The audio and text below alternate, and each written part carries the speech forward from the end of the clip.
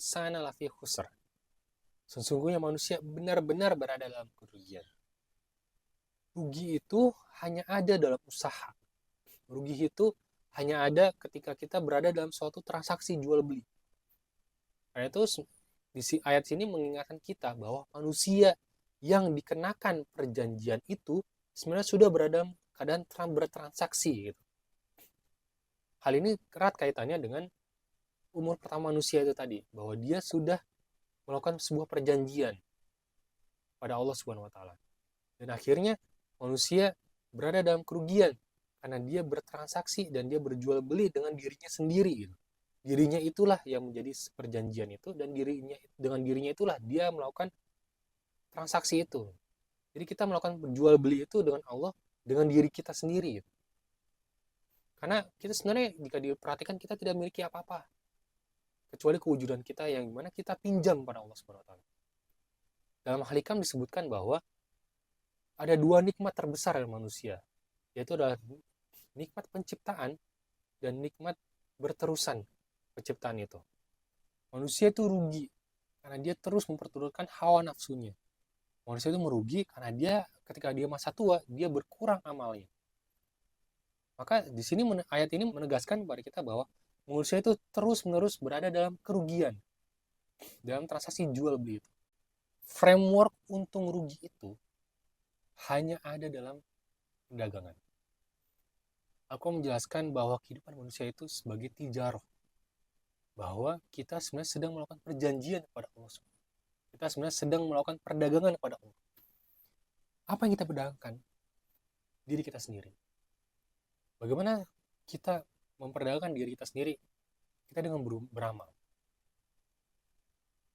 Karena itu, ketika kita di yaum akhir, kita sebenarnya akan mendapatkan untung ruginya dari situ. Kita akan ditimbang kebaikan kita dan timbang keburukan kita. Dari sini kita akan melihat bahwa umur kita semasa di dunia itu adalah masa di mana kita berusaha menanam benih-benih kebaikan. Benih-benih kebaikan yang akan kita ambil keuntungannya ketika kita di akhirat. Nah, tetapi di ayat ini dijelaskan bahwa sebenarnya kita berada dalam kerugian. Kerugian sebagai substratum gitu. Jadi nggak ngapa-ngapain aja kita sebenarnya sudah dalam kerugian. Contohnya seperti mana? Kita coba minjam uang ke bank. Kita contoh minjam uang ke bank misalnya sebesar 1 miliar. Dan akan dikembalikan dalam tempo waktu 24 bulan.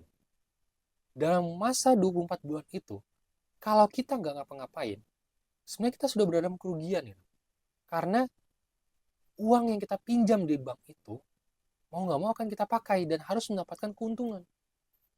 Kalau kita tidak memakainya untuk mendapatkan keuntungan, kerugian lah yang kita akan dapatkan. Walaupun kita tidak mendapatkan kerugian per se, maka sebenarnya kita sudah mendapatkan kerugian secara opportunity cost.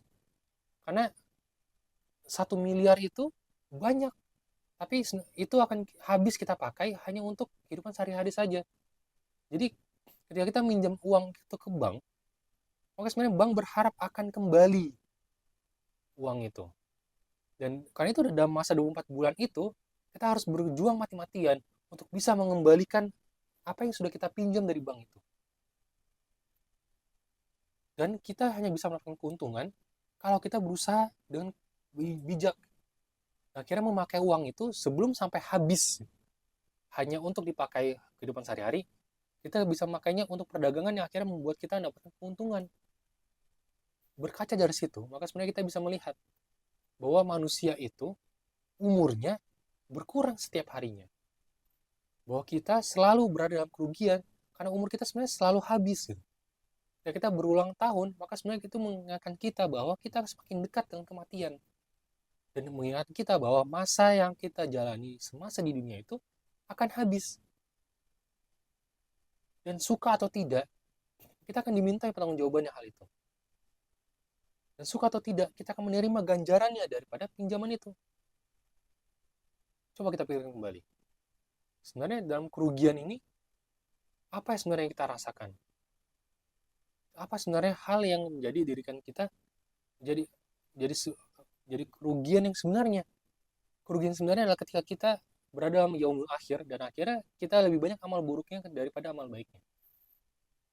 Kerugian yang sebenarnya adalah terjadi ketika kita berada di ketika kita berada di neraka, sedangkan saudara-saudara kita itu berada di surga. Kita sebenarnya berada dalam kerugian yang sebenarnya ketika kita sudah berusaha mati-matian untuk hidup dengan baik dan akhirnya mencapai kebahagiaan duniawi, tapi kita tidak mendapatkan kebahagiaan yang sebenarnya itu di akhirat karena dia bersifat lebih lama. Kalaupun kita menghitung umur kita yang berada yang singkat ini 60-70 tahun itu dan berada dalam kebahagiaan, sebenarnya kita bersama tetap berada dalam kerugian karena 70 tahun itu tidak ada artinya dibandingkan neraka yang sifatnya siksa itu selamanya. Kalau taruhlah kita tidak selamanya, taruh 1000 tahun. 1000 tahun dibandingkan 70 tahun itu jelas lebih sedikit. Jadi apapun yang kita kerjakan di dunia ini, kita sebenarnya sudah berada dalam kerugian. Kita rugi karena kita tidak memakai waktu kita untuk mencapai kehidupan yang lebih baik. Kita rugi karena kita tidak berusaha untuk mendapatkan amal yang mendatangkan kita kebahagiaan yang sejati.